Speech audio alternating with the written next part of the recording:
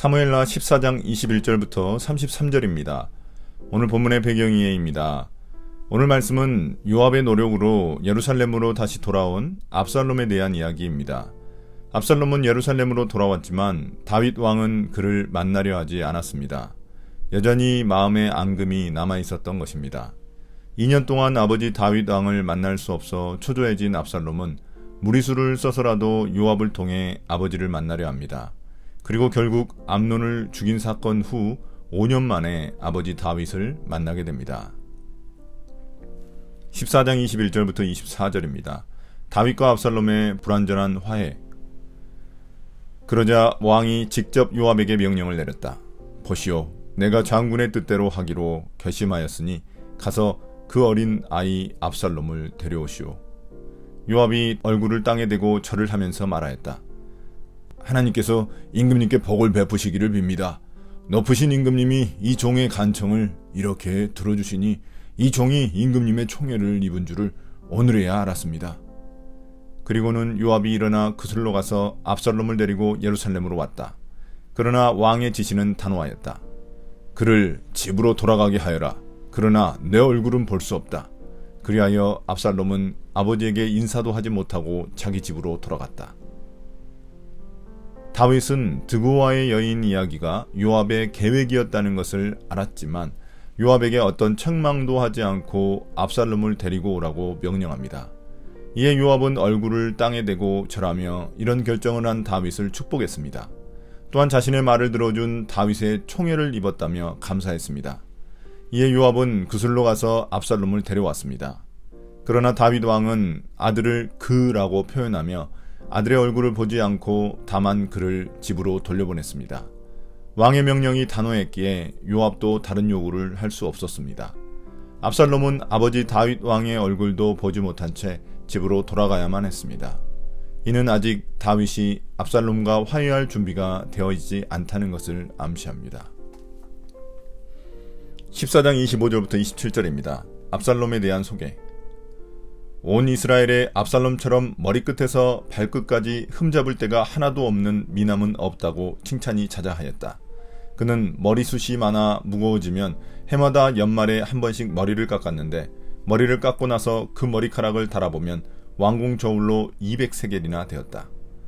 압살롬에게는 아들 셋과 딸 하나가 있었다. 그 딸의 이름은 다말인데 생김새가 아주 예뻤다. 여기서 압살롬은 이스라엘에서 가장 아름다운 남자로 소개됩니다. 머리끝에서부터 발끝까지 흠잡을 데가 없을 정도의 미남이라고 칭찬합니다. 이러한 표현은 압살롬이 백성들에게 지지를 받는 데 있어 좋은 조건을 가졌음을 의미합니다. 그의 수려한 외모는 백성들에게 호감을 주었습니다. 그의 외모 중 특히 머리카락은 너무 풍성해서 매해 머리를 자를 때 무게를 재보면 왕의 저울로 200세겔, 즉 2.1kg가 나갈 정도였습니다. 이런 풍성한 머리카락은 아름다움과 힘의 상징입니다. 이런 머리카락에 대한 설명은 앞으로 18장에서 맡게 될 압살롬의 비극적 죽음과 관련되어 있습니다. 한편 압살롬의 자녀는 아들 셋, 딸 하나였는데 하필 딸의 이름을 다말로 지었습니다.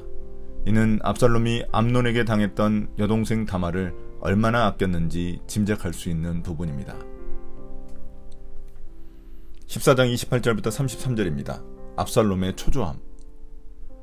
압살롬은 예루살렘으로 돌아와서 2해를 지냈는데도 왕의 얼굴을 한 번도 뵙지 못하였다.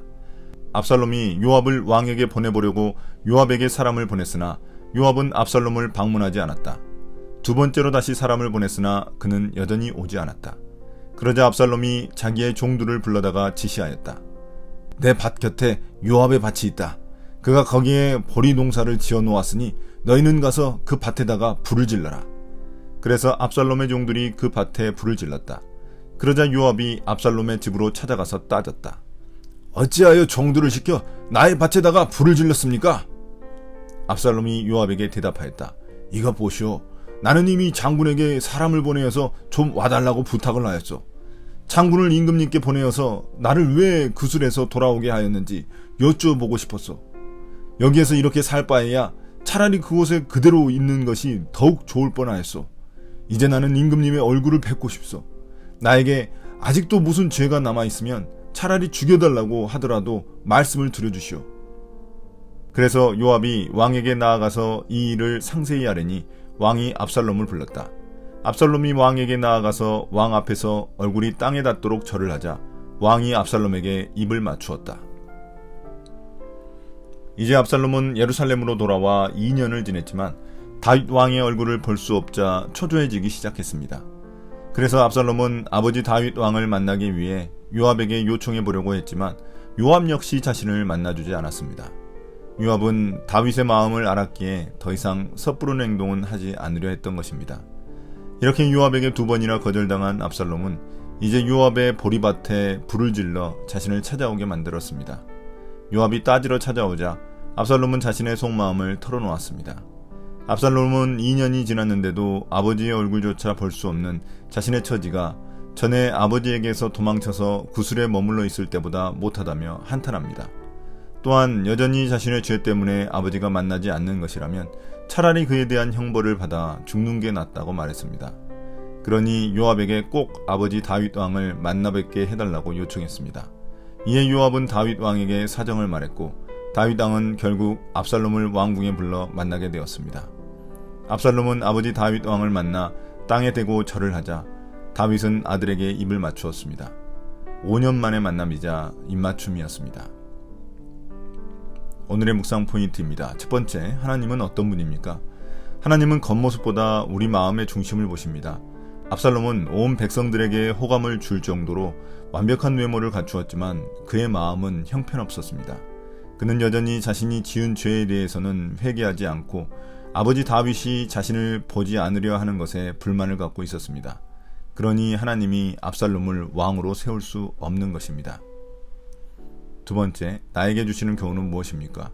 아름다움과 힘의 상징인 압살롬의 머리카락은 나중에 비참한 죽음의 도구가 됩니다. 이처럼 자신에게 주어진 하나님의 선물이 비극적 선물이 되지 않도록 겸손한 마음이 필요합니다. 압살롬은 사람들의 마음은 차지했지만 하나님의 마음은 차지할 수 없었습니다. 오늘의 기도입니다. 주님, 마음의 중심이 제대로 자리 잡지 않으면 화려한 배경과 외모가 독이 될 수 있음을 깨닫게 됩니다. 사람들 마음보다 주님 마음을 차지하는 자가 되게 해주십시오. 예수님 이름으로 기도드립니다. 아멘.